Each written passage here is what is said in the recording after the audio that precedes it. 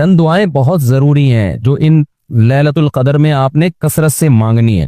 ایک دعا سب سے پہلے میں نے بتایا کیا مانگنی ہے، نبی صلی اللہ علیہ وسلم نے فرمایا کہ لیلۃ القدر میں یہ دعا زیادہ پڑھا کرو، اللہم انک عفو تحب العفو فاعف عنا، اے اللہ تو معافی کو پسند کرتا ہے، سراپا معافی ہے، بس تو ہمیں معاف کر دے۔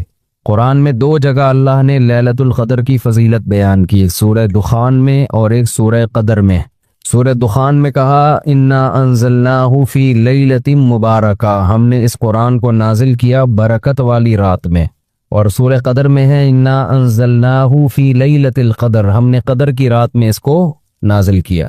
اور دونوں جگہ قرآن میں ہے تنزل الملائکۃ والروح فیہا من کل امر باذن ربہم من کل امر، کہ فرشتے اس رات میں اللہ کے حکم کو لے کر نازل ہوتے ہیں۔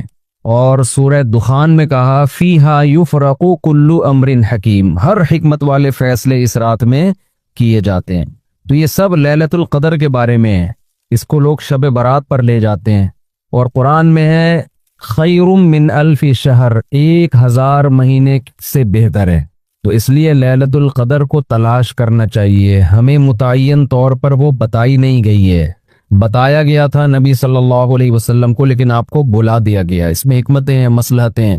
بڑی حکمت یہ ہے کہ اگر بتا دی جاتی تو ہم رمضان کے آخری عشرے میں پوری میں عبادت نہ کرتے، پورے سال سوتے رہتے، پورے رمضان سوتے رہتے، اور خاص اس رات کو کچھ اللہ اللہ کر لیتے۔ اور یہ بھی خطرہ تھا بتا دی جاتی تو اس میں گناہ کا عذاب بھی 1000 گنا، سینکڑوں گنا بڑھ جاتا، پھر حجت تمام ہو جاتی، پھر کوئی گناہگار یہ نہیں کہہ سکتا تھا کہ بھئی مجھے کیا پتا تھا آج لیلۃ القدر ہے، تو بڑا عذاب آ سکتا تھا اللہ کا، کوئی اس رات میں گناہ کرتا۔ تو اس لیے اللہ کی حکمت نے اس بات کا تقاضا کیا کہ اس رات کو چھپا دیا جائے۔ اب امکانات ہیں، پہلی بات تو رمضان میں ہوگی، اتنی بات تو تقریباً یقینی ہے۔ دوسری بات رمضان کے آخری عشرے میں ہوگی، یہ بھی تقریباً یقینی ہے۔ اب آخری عشرے میں پھر ہمیں یقینی نہیں بتایا کون سی رات، یہ بتا دیا گیا کہ طاق راتوں میں، یعنی 21ویں رات، 22ویں رات، 23ویں رات، 24ویں، 25ویں، 27ویں اور 29ویں، ان راتوں میں امکان زیادہ ہے۔ اور بعض حضرات کے نزدیک 27ویں میں امکان اور بھی زیادہ ہے، بعض حضرات کا موقف ہے، لیکن یقینی بات نہیں ہے۔ تو طاق راتوں میں یعنی کوشش تو کریں رمضان کے آخری عشرے میں عبادت کریں، ورنہ کم سے کم آخری درجہ کیا ہے کہ رمضان کی طاق راتوں میں خود بھی نماز، تلاوت اور دعا میں دل لگائیں، اور اپنے گھر والوں کو بھی نمازوں اور تلاوت میں لگائیں، دعاؤں کو بچوں کو بھی لگائیں، اٹھایا کریں رات کو جا کے کہ بیٹا اٹھو، تھوڑا اللہ اللہ کر لو، نماز پڑھ لو، کچھ اللہ سے دعائیں مانگ لو۔ دعا کو بہت فوکس کرنا چاہیے، آج کل دعاؤں کو چھوڑ دیا بالکل، حالانکہ سب سے بڑی عبادت ہی دعا ہے۔ دعا میں اللہ اور بندے کا جو کنیکشن ہوتا ہے نا، وہ نماز میں بھی نہیں بنتا، وہ تلاوت میں بھی نہیں بنتا، وہ جو تعلق بنتا ہے نا اللہ اور بندے کا دعا میں، وہ کسی عبادت میں نہیں بنتا۔ تلاوت کا مطلب تو یہ کہ اللہ آپ سے کیا کہہ رہا ہے وہ سن لیں آپ، اس میں تو یہ فائدہ ہوتا ہے، لیکن دعا میں تو آپ اللہ سے تعلق بڑھاتے ہیں نا، آپ اللہ سے مانگتے ہیں۔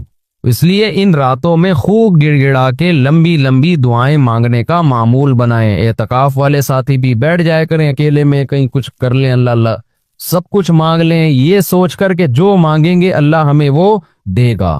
جب انسان مانگتا ہے نا پتہ نہیں ملے گا نہ ملے، تو پھر ملتا نہیں ہے۔ اللہ کہتا ہے جب تیرا میرے بارے میں یہ نظریہ ہے کہ میں دیتا ہی نہیں ہوں، تو پھر مانگتا رہے بیٹھ کے، میں نہیں دوں گا۔ اللہ میں استغنا بہت ہے، اللہ کا معاملہ یہ ہے کہ اللہ میں استغنا بہت ہے۔ اللہ کے سامنے جھکو گے تو وہ چپڑ پھاڑ کے دے گا، تھوڑی سی بھی اکڑ دکھاؤ گے تو پھر اللہ کا کچھ نہیں بگاڑ سکتے، پھر خود ہی رلتے رہو گے، ساری زندگی برباد ہوتے رہو گے۔ جیسے نبی صلی اللہ علیہ وسلم نے ایک بوڑھے کو بخار میں دیکھا، فرمایا کہ طہور، یہ بخار تمہارے گناہوں کو معاف کرے گا، خیر برکت کا ذریعہ ہے۔ وہ بیچارہ کہیں غصے میں تھا، اس نے کہا یہ ایک بڈھے کو تنگ کرنے کے لیے آیا ہے۔ آپ نے فرمایا اب ایسا ہی ہوگا، یہ گناہوں کی معافی کا ذریعہ اب نہیں بنے گا۔ تو دعا میں مانگیں یہ سوچ کر کے یقینی طور پر اللہ میری دعا کو قبول کرے گا، اور بار بار مانگتے رہیں۔ مانگیں کیا، یہ بڑی پرابلم ہے، یہ بڑا مسلمان کے ساتھ مسئلہ ہے۔ بھائی بڑی بڑی چیزیں مانگیں اللہ تعالیٰ سے۔ سب سے بنیادی ضرورت ہماری کیا ہے؟ فَمَن زُحْزِحَ عَنِ النَّارِ وَأُدْخِلَ الْجَنَّةَ فَقَدْ فَازَ، جسے جہنم کی آگ سے بچا لیا گیا اور جنت میں داخل کر دیا گیا، وہ ہے اصل کامیاب۔ تو یہ مانگو اللہ تعالیٰ سے، اے اللہ مجھے جنت مانگنے کا مطلب پتہ ہے کیا ہوتا ہے؟ یہ نہیں ہوتا کہ میں انہی بدماشیوں میں رہوں لیکن آخرت میں مجھے معاف کر کے جنت میں داخل کر دینا، یہ قطعاً مطلب نہیں ہے۔ جنت مانگنے کا مطلب یہ ہے کہ اے اللہ وہ کاموں کی توفیق دے دے جن کی وجہ سے جنت ملتی ہے۔ یہ تو بہت کفر ہے ایک طرح کا کہ میں رہوں ایسے ہی، اور یہ تو گویا اللہ کی آیات کا مذاق اڑانے والی بات ہو گئی۔ تو ہدایت مانگے، ہدایت، سیدھا راستہ، ایسا راستہ کہ جس پہ چل کے کیا ملتی ہے؟ جنت، اس راستے پہ چلا دے، یہ سب سے زیادہ مانگا کریں۔ اور جو دین کے کام میں لگے ہوئے ہیں، مبلغین ہیں، علماء ہیں، دینی مدرسے کے طلبہ ہیں، وہ ایک اور دعا بہت زیادہ مانگا کریں، کیونکہ ان کو صرف جنت تھوڑی چاہیے، ان کو تو یہ چاہیے کہ ہمیں اللہ نے پیغمبروں کا وارث بنایا ہے، تو ہم سے اے اللہ تو دین کا کام بہت زیادہ لے لے، جو ہمارا مقصد ہے، ہمارا ہدف ہے۔ اگر ایک عالم کاروبار کامیاب کر کے چلا گیا تو یہ کون سا تیر مار لیا اس نے؟ یہ کوئی اس کا اصل کام تھوڑی تھا۔ ایک عالم شادی کر کے 4 شادیاں کی اور دھڑا دھڑ بچے پیدا کر کے دنیا سے چلا گیا، کام تو یہ بھی اچھا کیا اس نے، لیکن یہ اس کا اصل ہدف؟ یہ تو کوئی بھی کر سکتا ہے۔ یہ تو ابو ظہبی کے جو سابق بادشاہ تھے ان کے میرے خیال ہے 100 کے قریب کہا جاتا ہے بیٹے تھے ان کے، دھڑا دھڑ شادیاں کی انہوں نے۔ وہ لوگ تو پھر طلاقیں دے دے کے بھی کرتے رہتے ہیں نا عرب بادشاہ، انہیں کوئی نہیں پوچھتا کہ طلاق دے بھی آپ اور نہیں، یہ گھر کا شروع کر دینا، پٹو گے بہت برے طریقے سے، اور ویسے بھی شریعت میں پسندیدہ کام نہیں ہے طلاق دینا، کہ عرب لوگوں کے پاس پیسہ بہت ہے، وہ بھائی ایک بیوی کو طلاق دی ہے، بھائی بنگلہ دے دیا، وہ خوش ہوتی ہے، چل بھائی بنگلہ ملا، پھر ایک اور شادی کی، تو ان کے ہو جاتے ہیں 100۔ تو عالم کا اصل کام کیا ہے؟ اللہ اس سے دین کا کام لے لے۔ جیسے پیغمبروں کو دنیا میں بھیجا گیا دین کی خدمت کے لیے، وہ اگر وہی نہ کریں تو پھر ان کا مقام اور مرتبہ ہے؟ ظاہر ہے ان کا مقام کس لیے؟ دین کی خدمت۔ تو جو دینی مدرسوں کے طلبہ ہیں، علماء ہیں، ان کا تو یہ فرض ہے کہ اتنا مانگے اللہ سے کہ اللہ ہماری صلاحیتیں ضائع نہ ہو، تو ہم سے دین کا بہت زیادہ کام لے لے۔ ایک عامی آدمی بھی یہ دعا مانگ سکتا ہے، لیکن طلبہ اور علماء کے لیے اس کی اہمیت زیادہ ہے۔ تو اس میں ہمارے حضرت یہ دعا بتایا کرتے تھے، اے اللہ اخلاص کے ساتھ کام لے لے دین کا، کیونکہ دین کے کام میں بہت دفعہ ریاکاری آتی ہے۔ کام دین کا ہوتا ہے لیکن پھر آدمی کی اپنی انا شامل ہو جاتی ہے، اپنی پبلسٹی، میں بڑا بن جاؤں، میری پروموشن ہو، مجھے لوگ واہ واہ کریں، یہ نفس کی خواہش اس میں کیا ہوتی ہے؟ شامل، اور اس سے دین کا کام تو ہو جاتا ہے، آپ کو قیامت کے دن ٹکے کا بھی اجر نہیں ملتا۔ کیوں؟ حدیث میں آتا ہے ان اللہ رب یؤید ھذا الدین برجل فاجر او کما قال صلی اللہ علیہ وسلم، اللہ بعض دفعہ کسی فاسق سے بھی دین کا کام لے لیتے ہیں، اس کا اللہ کی نظر میں مقام نہیں ہوتا، لیکن بعض دفعہ کام اللہ اس سے لے لیتے ہیں، ہو جاتا ہے لیکن مقبول نہیں ہوتا وہ۔ تو اخلاص کے ساتھ دین کے کام کی اللہ توفیق دے، کس کے ساتھ؟ اخلاص۔ دوسرا عافیت کے ساتھ۔ دین کے کاموں میں آزمائشیں بہت ہیں، جیلیں بھی ہیں، لوگوں کی صلواتیں بھی ہیں، تو انسان اللہ سے دعا یہی مانگے کہ عافیت کے ساتھ ہو جائے، آزمائشوں میں نہ گھروں میں۔ اور تیسری بات، قوت اور ہمت کے ساتھ۔ قوت الگ چیز ہے، ہمت الگ۔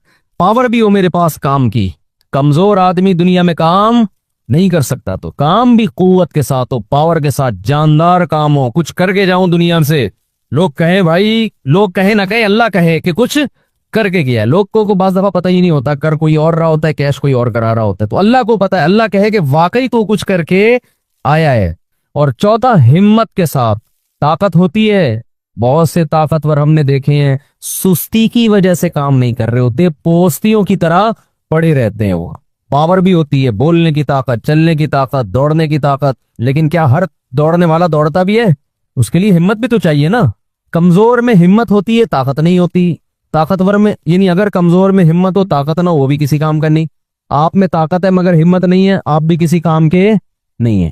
تو ہمت کے ساتھ، تو یہ 4 الفاظ کے ساتھ دعا مانگا کریں، اے اللہ دین کی خوب خدمت لے لے، اخلاص کے ساتھ، عافیت کے ساتھ، قوت اور ہمت کے ساتھ، اتنی خدمت کہ میں دین کے کاموں میں کسی سے پیچھے نہ رہوں، کیونکہ مقابلہ کمپٹیشن ہے۔ پہلے میں کبھی یہ دعا مانگتا تھا، بلکہ میں کیا، ہمارے ایک دوست تھے، وہ انہوں نے ہمارے شیخ کو خط لکھا کہ میں یہ دعا مانگتا ہوں، اے اللہ میں دینی کاموں میں سب سے آگے نکل جاؤں، سب کو پیچھے چھوڑ دوں میں۔ اور نے فرمایا یہ سب کو پیچھے چھوڑنے والی دعا ٹھیک نہیں ہے. وہ کہیں گے ہمیں کیوں دعا میں ہرا رہا ہے, تو اپنے لیے مانگنا. یہ ایسا ہی ہے جیسے آپ کہہ رہے ہو اللہ مجھے اتنا پیسہ دے کہ وسیم سے زیادہ دے دے مجھے, وسیم مجھ سے پیچھے رہ جائے. تو وسیم کہے گا تو اللہ سے جتنا پیسہ مانگ, مجھے کیوں پیچھے کر رہا ہے اپنے, میں نے تیرا کیا بگاڑا ہے بھائی. تو حضرت نے دعا کے الفاظ چینج کروائے, ان سے کہا یوں نہ مانگا کرو کہ میں سب کو پیچھے چھوڑ دوں, بلکہ یوں دعا مانگو میں کسی سے پیچھے نہ رہوں, مجھے اپنے آگے نکلنے کی فکر ہے, دوسروں کو پیچھے چھوڑنے کی نہیں ہے. تھوڑی سی ورڈنگ صحیح کر لو اپنی. تو یہ دو دعائیں بہت مانگا کریں. اپنی اولادوں کے لیے مانگ لیں, مجھے ایسی اولاد دے دے جو نیک اور صالح ہو, دین کی خدمت کرے. اللہ کی نظر میں دیکھو آپ کی اولاد مالدار ہے نا, آپ تو خوش ہوتے ہو میرا بچہ کتنا بڑا مال. اللہ کی نظر میں اس کی ویلیو 2 ٹکے کی بھی نہیں ہے.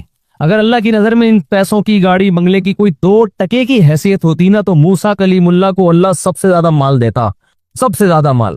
اور فرعون تانے کیا دیتا تھا حضرت موسیٰ کو, مسکین, اس کے ہاتھ میں سونے کے کنگن نہیں ہے, میرے ہاتھ میں سونے کے کنگن, میرے پاس باغات جن کے نیچے نہریں بہتی ہیں, موسیٰ کے پاس کچھ بھی نہیں ہے, مسکین. آپ اپنی اولاد کو چاہتے ہو کروڑ پتی بن جائے, دولت مند بن جائے, یہ بھب ہے بھائی مسافر خان ہے, لعنت بھیجو یار. بن جائے تو ٹھیک ہے, میں نہیں کہہ رہا ہوں ان کو غریب لاوارث چھوڑ کے جاؤ, فوکس کس کو کرو بھائی, نیک بن جائے, دیندار بن جائے, پرہیزگار بن جائے. اگر پرہیزگار بن گئی نا, اللہ پہ اعتماد اور تعلق ہو گیا, سوکھے ٹکڑوں میں بھی آپ کی اولاد خوش رہے گی. اور اگر پرہیزگار نہیں بنی تو میں نے کروڑ پتی باپ کو دیکھا ہے جس نے کروڑوں روپے کی جائیدادیں بچوں کے لیے تیار کی, اور وہی بچے باپ کو صبح شام ٹینشن بھی دے رہے ہیں اور خود بھی ڈپریشن کی گولیاں کھا رہے ہیں, وہ دین نہ ہونے کی وجہ سے.